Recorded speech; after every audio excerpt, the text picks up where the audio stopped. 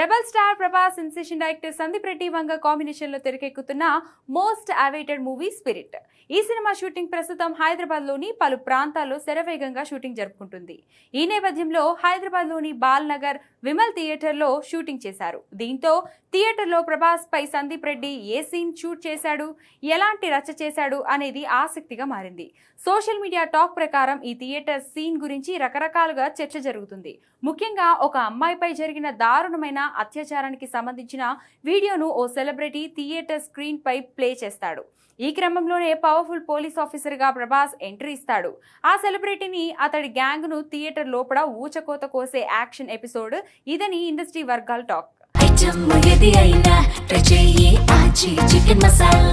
Chicken masala. మరో version ప్రకారం Prabhas heroine తృప్తి ధిమ్రితో కలిసి థియేటర్ కు వస్తాడని, అందుకు సంబంధించిన సీన్ ను చిత్రీకరించినట్లు టాక్. మొత్తంగా చూసుకుంటే ఈ సమాచారంలో చిన్న చిన్న మార్పులు ఉండే అవకాశం ఉన్నప్పటికీ విమల్ థియేటర్లో జరిగిన సీన్ మాత్రం ఒక రేంజ్ లో ఉండబోతుందని స్పష్టమవుతుంది.